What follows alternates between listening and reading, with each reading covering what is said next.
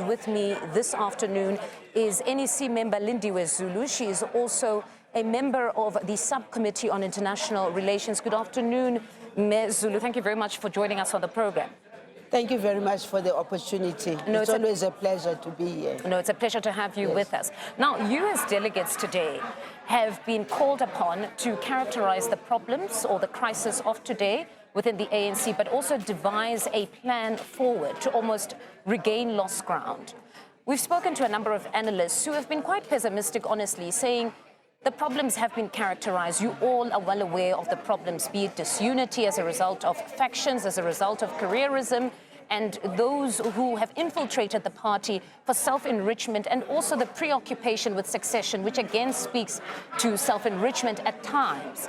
So many have said the problems are perfectly characterized, but the plan that has always been devised to almost address these issues doesn't yield the necessary results.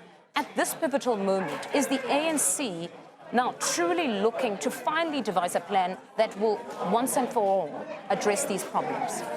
Yes, definitely. The fact that the African National Congress is able to bring us together and make sure that the calendar of the ANC, in as far as conference is concerned, then the middle evaluation is happening and happening now, is specifically to address just the questions that we are bringing up. The main question is, what is to be done, considering all that has been happening and the cadres themselves being deployed and the ANC structures in some instances crumbling? The question is, what is to be done? I think we start from who is here. That's where we have to start from. Yeah. Who is here? How is the one who is here selected or elected to be here? Is the one who is here understanding why she or he, as a member of the African National Congress, do they understand the reason why they are here? Because the bottom line is, here we are supposed to have what I could term crème de la crème in French, in terms of the kind of caliber of a cadre that is here. And therefore, the question that we are asking the cadres who are here, who are you? Why are you here? Do you understand why you are here? Is the only way that is going to help the ANC, first and foremost, to understand its capacity, the capacity of the people that it has brought here. One of the things, for instance, we talk about is the fact that we come to conference like this NGC. You get certain comrades who are very committed, who stick to the program, who stick throughout the commissions. Then you get others who are just meandering outside of the conference. And these are the things that we are talking about to say, how do we end that? How do we cut that? How do we also make sure that the African National Congress is able to do its own evaluation of itself?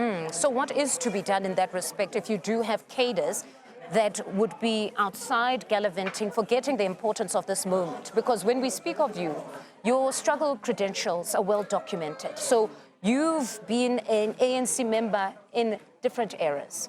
You know how you would have instilled discipline when you were still a liberation movement in exile. You know how it is to be in government and the level of discipline that is required of deployees of the African National Congress. And then now you have a conversation about the quality of the cadre that you have been attracting, those that have infiltrated the space of real activists because of the closeness to proximity to, the closeness to power now and the resources that exist. So what is to be done then with those that you find here referring to them as crème de la crème, but they're not really serious about the conversations taking place?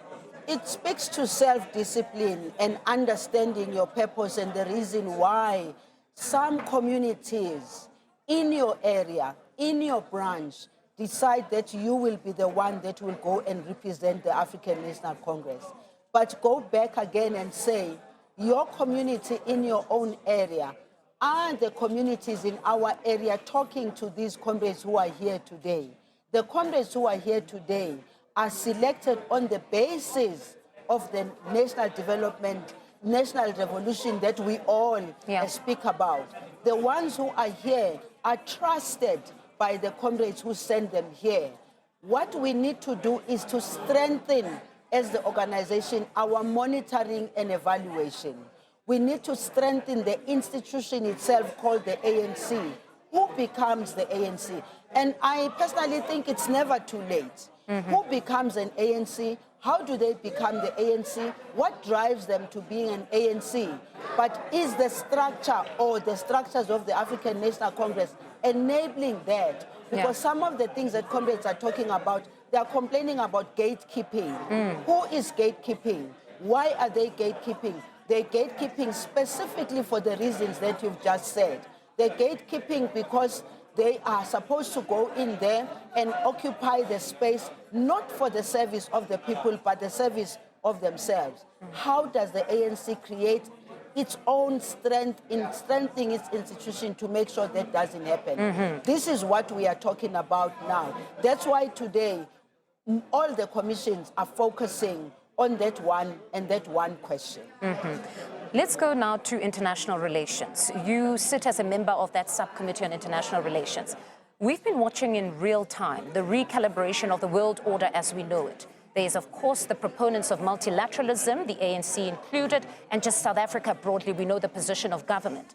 And then, of course, there are those that have been pushing back other nations who are anti-multilateralism. As South Africa, the strained relations with the United States have become quite pronounced.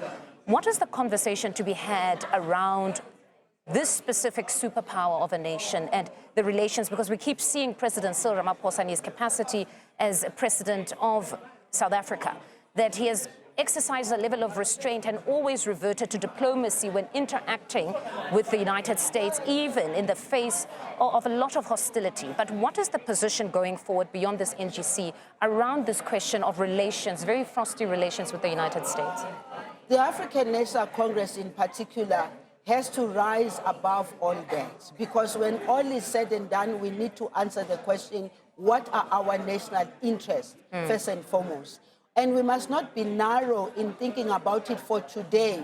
We must think about it in the long term. To say we've had a relationship with the United States of America dating back to the time of our liberation struggle. It's not everybody who was supporting us even then. If we go back to people like President Ronald Reagan, for instance, connecting with the Prime Minister of the United Kingdom at the time, Margaret Thatcher, and their policy and approach towards South Africa, towards somehow supporting the regime that was there at the time.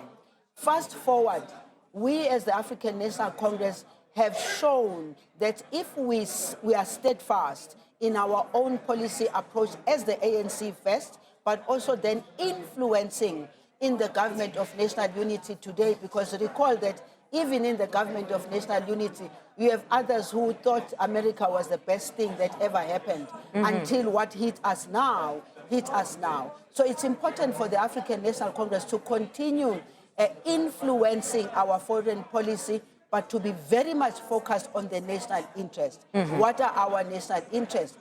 America is one of the top trading partners that we have. We need to sit and think in the long term.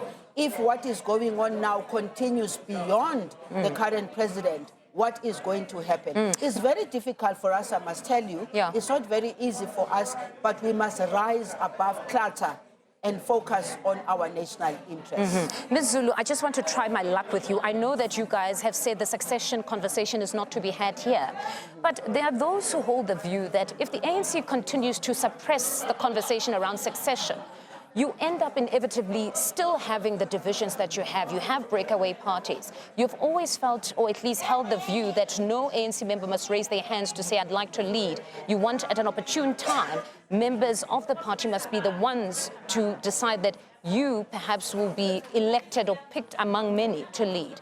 Is it not a time to allow those who hold those ambitions to openly start to campaign and no longer suppress this conversation around succession? It's not really suppressing the debate around succession.